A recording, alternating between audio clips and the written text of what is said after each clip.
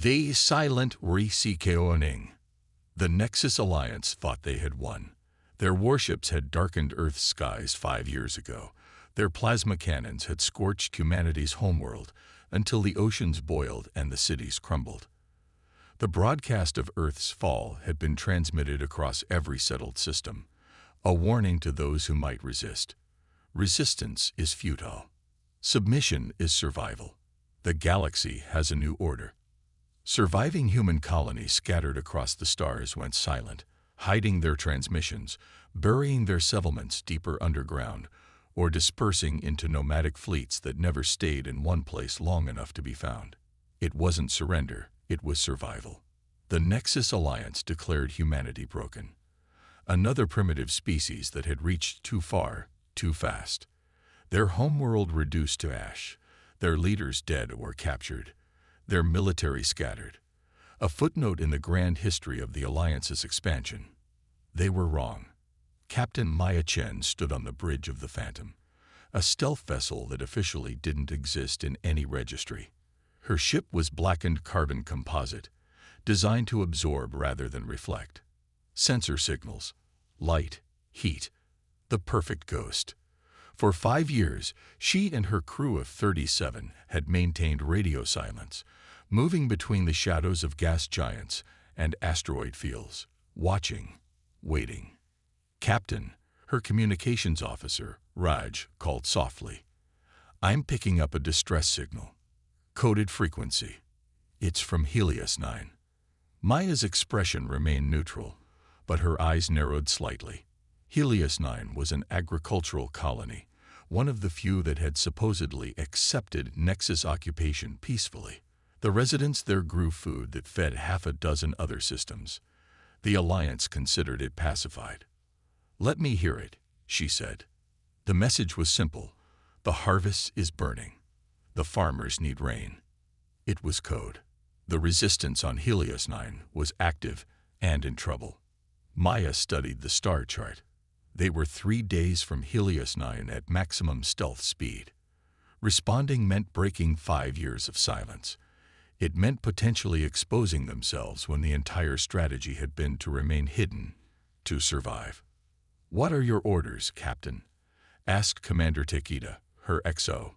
His face showed the same conflict she felt, the desire to help warring with the discipline of patience. Maya closed her eyes for a moment. When she opened them, there was steel in her gaze. Set course for Helios 9. Silent running. The Phantom slipped between stars like a shadow between streetlights. 3 days later, they emerged at the edge of the Helios system. The planet's surface was a patchwork of vast agricultural zones, but even from orbit, Maya could see the scorch marks where fields had been burned. "Scan for Nexus ships," she ordered. 2 cruisers in high orbit. Ground base established near the capital. Approximately 300 ground troops based on thermal signatures, reported Lai, her tactical officer. Maya nodded. And the distress signal, coming from the northern continent, mountainous region. "That's not farmland," Takeda noted. "No," Maya agreed. "That's where you'd hide if you were planning something." The Phantom descended under cover of night, using the planet's magnetic field to mask their approach. They landed in a narrow valley, surrounded by steep cliffs that would help block scanning signals. When the ramp lowered, Maya stepped out with Takeda and a small security team. The air was sweet with the scent of distant fields, but there was another smell: smoke, char, the evidence of punishment. They waited in silence. 20 minutes later, shadows detached from the rocks around them. Humans, dressed in simple farming clothes, but carrying weapons that had been carefully maintained. A tall woman stepped forward. "I'm Ilara West, leader of what's left of us. You're military." Maya nodded once. "Captain Maya Chen, Phantom Brigade." Ilara's eyes widened slightly. Phantom Brigade is a ghost story the Nexus tells its soldiers to scare them. "Good," Maya replied. "Let's keep it that way." Inside Ilara's hidden base, a series of caves expanded into a proper command center. Maya learned what had happened. The Nexus Alliance had been demanding higher food production quotas each season, working the people to exhaustion. When several fields failed due to blight, the Alliance had burned twice as many healthy ones as punishment. "We've been collecting weapons," Ilara explained, showing Maya their modest arsenal, smuggling them in with seed shipments. "We got about 100 fighters. But the Nexus has us outgunned." "Numbers and firepower aren't everything," Maya said. "Show me their patrol patterns." For 3 days, Maya studied everything. The Nexus command structure on Helios 9, their communication protocols, their supply lines. The Alliance was efficient but predictable.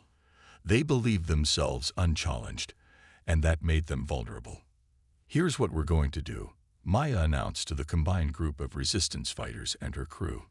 "We don't have the strength for a frontal assault, so we'll be ghosts. We'll strike from nowhere, vanish before they can respond, and slowly bleed them until they're afraid of their own shadows." The plan was precision itself.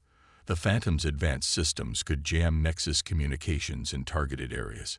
Maya divided the fighters into small cells, each with specific targets: supply depots, communication relays, sensor arrays. Nothing big enough to bring down the hammer of the entire Alliance, but enough to create confusion and fear.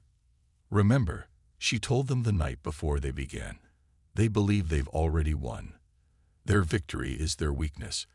They've forgotten that humans don't break. We adapt." The first strike came at midnight.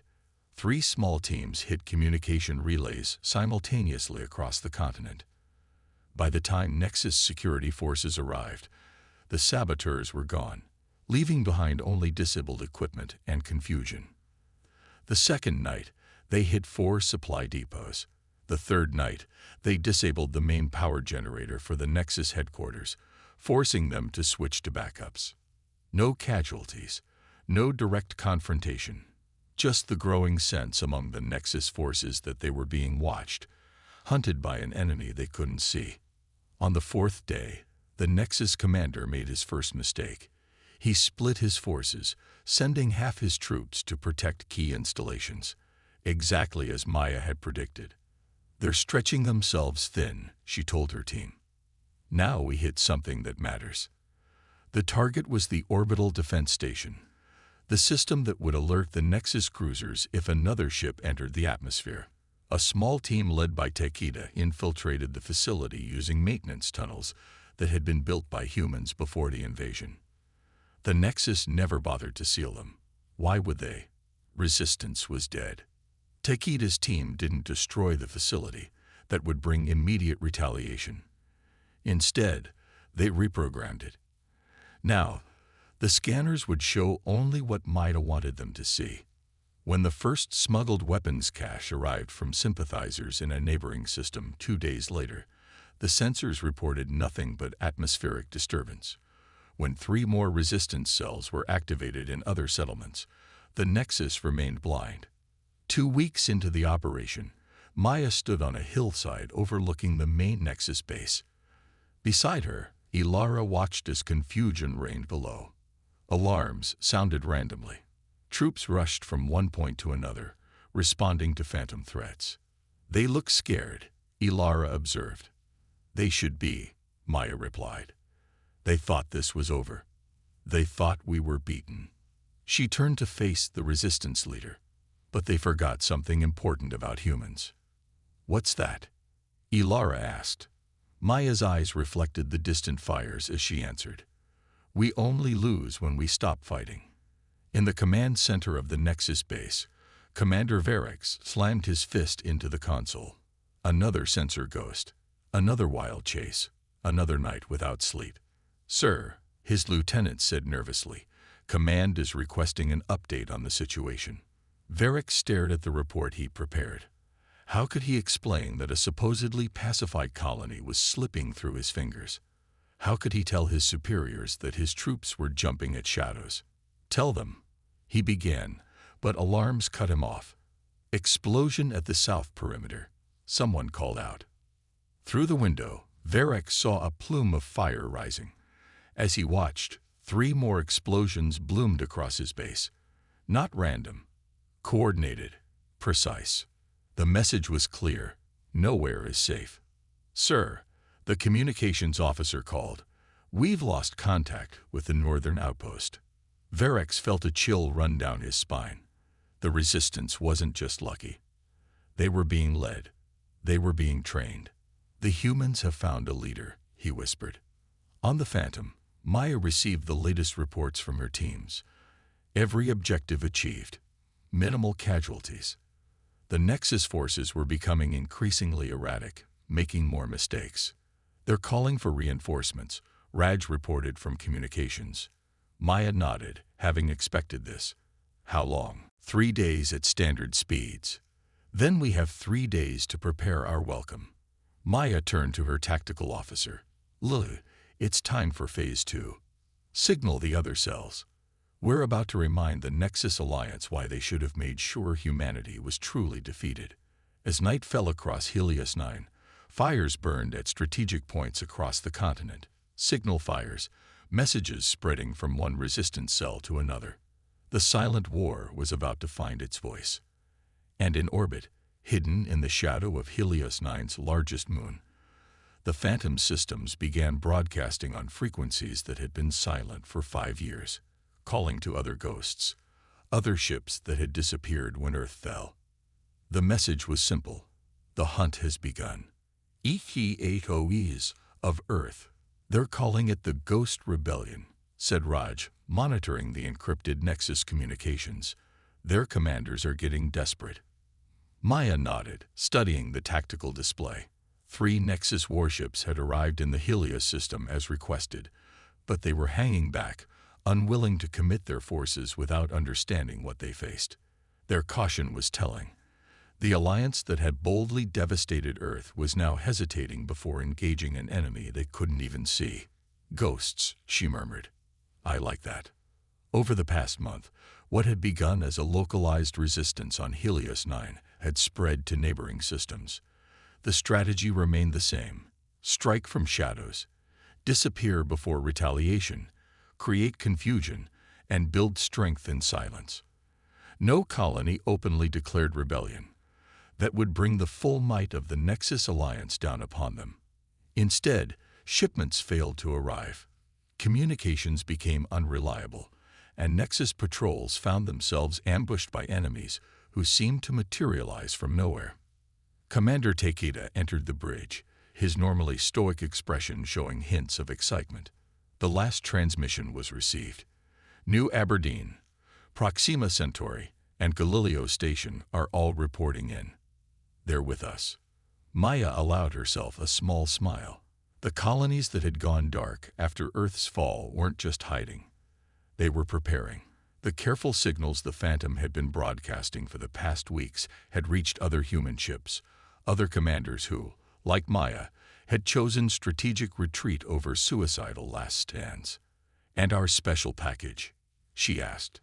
Decoding now, Takeda replied. If it's what we think it is. The special package was data smuggled out from New Aberdeen, information about the Nexus Alliance's central command structure that could give them a critical advantage. The colony's proximity to a major Nexus hub had allowed their intelligence operatives to intercept sensitive communications. On Helios 9's surface, the resistance had evolved from scattered cells into a coordinated force. Under Maya's guidance, Ilara had transformed farmers and colonists into guerrilla fighters who knew their land better than any invader ever could. The Nexus responded with increasingly heavy-handed tactics, public executions, burned fields, and hostage-taking. But each atrocity only drove more colonists into the Resistance's arms. What the Alliance failed to understand was that fear worked only when hope was absent. Maya had given these people hope. Captain, Lai called from tactical. The Nexus command ship is changing position. They're moving toward the Western Agricultural Zone. They've located one of our cache sites, Maya realized. Signal Ilara's teams to evacuate immediately. The next hours were tense as the Nexus forces descended on what they believed was a major resistance stronghold. They found only abandoned equipment and false intelligence documents, a trap within a trap. While they concentrated their forces in the west, Ilara's main team struck at the lightly defended Eastern Command Post, capturing 3 high-ranking Nexus officers and a wealth of tactical data. Back on the Phantom, Maya debriefed the captured officers personally. The information she extracted confirmed what the intelligence from New Aberdeen had suggested. The Nexus alliance was stretched thin. Their rapid expansion had left their supply lines vulnerable, and growing unrest across their conquered territories was forcing them to divert resources. "They're not invincible," she told her officers afterward. "They're overextended and increasingly paranoid, and that makes them dangerous in a different way." She was right. That night, the Nexus launched a scorched earth campaign across Helios 9's northern continent. From orbit, their ships targeted food processing centers, water purification plants, and population centers. They weren't fighting insurgents anymore. They were punishing an entire world. "This is my fault," Maya said, watching the fires spread across the night side of the planet. "I pushed them too hard." "No," Takeda countered firmly. "This is who they always were. They just stopped pretending." The brutal assault forced Maya to accelerate her timeline. The Phantom broke cover, using its advanced electronic warfare systems to jam the Nexus targeting arrays, buying precious time for evacuation efforts on the surface. It was a calculated risk. Revealing their technological capabilities would confirm to the Nexus that they faced more than just disorganized rebels. But the gamble paid off in unexpected ways. The Nexus, already unnerved by the invisible enemy they'd been fighting, became fixated on capturing the Phantom. 3 warships abandoned their bombardment to pursue the stealth vessel as it led them on a chase through the system's asteroid belt. "They're following us," Lai confirmed as the Phantom weaved between floating rocks larger than cities. All 3 ships.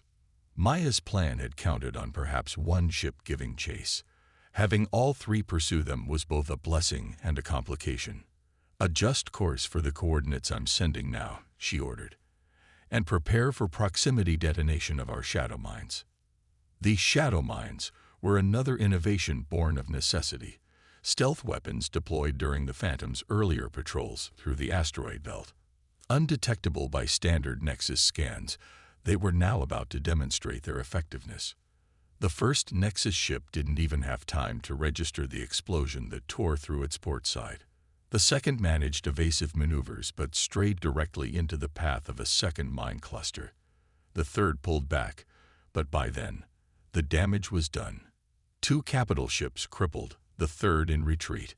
But the victory came at a cost. The Phantom's stealth systems had been strained by the extended high-energy maneuvers, and a glancing hit from debris had damaged one of their engine modules. "We need repairs," the chief engineer reported. 2 days minimum. Maya nodded. "Take us to the fallback position and signal Ilara. It's time for Phase 3. Phase 3 was the riskiest part of Maya's strategy. With the Nexus forces in disarray following the space battle, the Resistance on Helios 9 would launch a coordinated attack on the main ground base. Not to hold it, they lacked the numbers for that, but to capture something far more valuable: the quantum communication array that connected the Nexus forces on Helios 9 directly to their highest command levels. The attack began at dawn.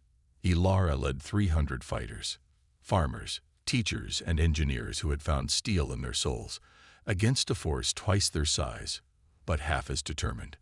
The Nexus troops, already demoralized by weeks of ghostly attacks and the loss of their orbital support, fought with the desperation of those who knew failure meant disgrace or worse.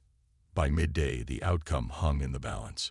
The Resistance had secured the outer perimeter, but was taking heavy losses trying to reach the central command building. Maya, monitoring from the Phantom, made another calculated decision. "Takeda, take a strike team down there. Give Ilara the edge she needs." Commander Takeda led 20 of the Phantom's crew, professional soldiers with advanced weapons, into the heart of the battle. Their arrival shattered the Nexus's remaining morale. Within hours, the base was secured, and the quantum communication array was in human hands. But Maya knew they had a narrow window before the Nexus realized what had happened and responded with overwhelming force. The array was quickly dismantled and transferred to the Phantom, where Raj and his communications team began the delicate work of accessing the Nexus command network. "This is like having the keys to their kingdom," Raj explained as his fingers flew across the interface. "Every order, every deployment, every strategic assessment. It all flows through this network." The intelligence they gathered over the next 24 hours was beyond price. The Nexus Alliance, while projecting an image of invincible strength, was facing rebellions on a dozen fronts. Their forces were stretched thin across hundreds of worlds, and their leadership was divided on how to respond to the growing instability. Most importantly, they had a complete map of Nexus fleet deployments, including the location of their central command station, a massive orbital facility where the highest-ranking Nexus officials coordinated their empire's expansion. "It's 3 systems away," Maya said, studying the coordinates, "and according to this, relatively lightly defended. They never expected anyone to find it, let alone reach it. We can't attack it directly," Takeda cautioned. "Even with what we've learned, the Phantom alone couldn't breach their defenses." "We won't be alone," Maya replied, a rare smile crossing her face. "It's time to call in the fleet." The fleet was a seemingly unlikely assembly of vessels, converted cargo ships with hastily mounted weapons, pre-invasion military craft that had escaped destruction, and ships like the Phantom that had been purpose-built for the Shadow War that Maya and others had always known would come. What they lacked in unified design, they made up for in determination and the element of complete surprise. 12 ships answered Maya's call, converging on the rendezvous point just outside the target system. Captains who had been fighting their own isolated battles against the Nexus now found themselves part of something larger, the first coordinated human military action since Earth's fall. "We all thought we were alone," said Captain Ishida of the converted freighter Defiance, "fighting our own private wars for revenge or survival." "We were never alone," Maya replied, "just waiting for the right moment." The plan was audacious in its simplicity. The quantum communication array gave them the ability to transmit false orders to Nexus ships in the target system, drawing them away from the command station. Meanwhile, the human fleet would approach using the stealth techniques perfected by the Phantom, striking directly at the heart of Nexus Regional Command.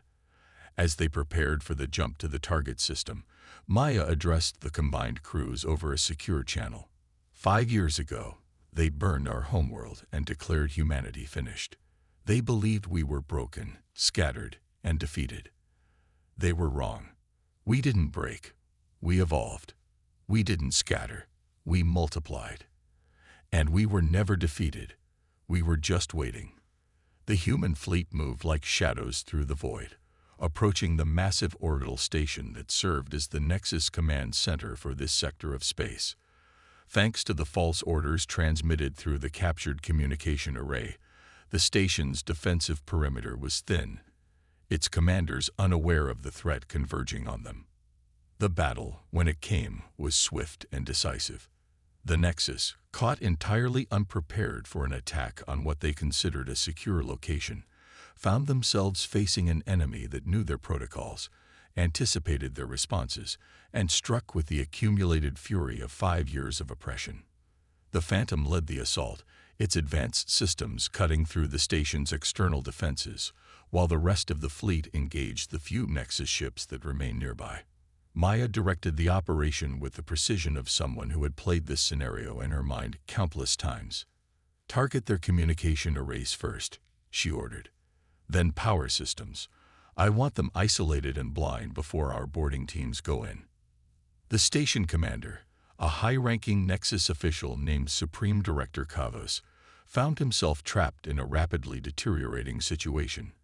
His frantic calls for reinforcements went unanswered, his defensive systems failed in sequence, and reports of human boarding parties breaching the lower levels sent panic through his command staff.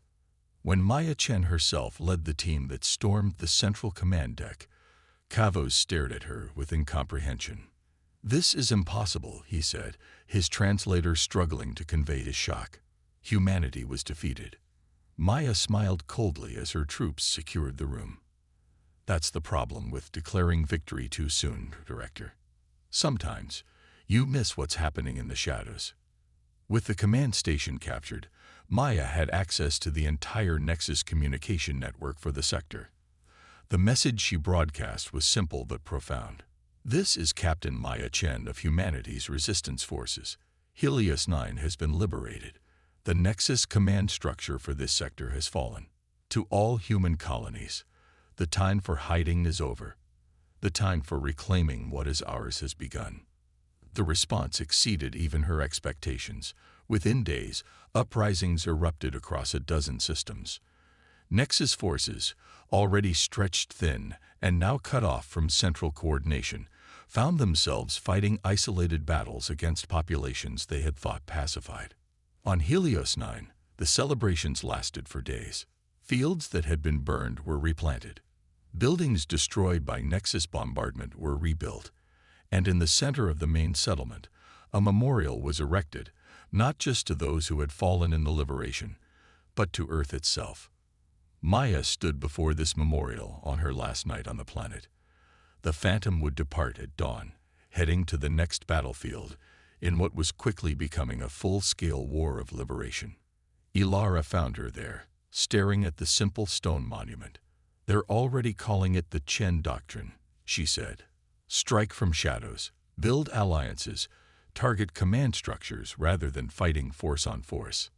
Maya shook her head slightly. "I did what was necessary, what any of us would have done." "No," Ilara disagreed. "Most would have sought revenge. You sought liberation. There's a difference."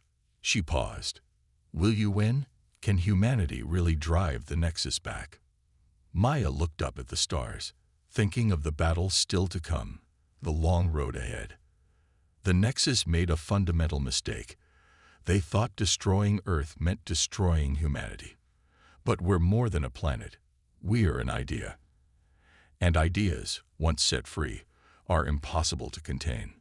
As dawn broke over Helios 9, the Phantom rose silently into the sky, joining a growing fleet of human vessels. The Shadow War had stepped into the light, and the echo of Earth's fall was becoming the thunder of humanity's return. Commander Takeda joined Maya on the bridge as they cleared the atmosphere. "Where to next, Captain?" Maya studied the star chart, where system after system showed signs of uprising. "Everywhere," she said simply. "We go everywhere."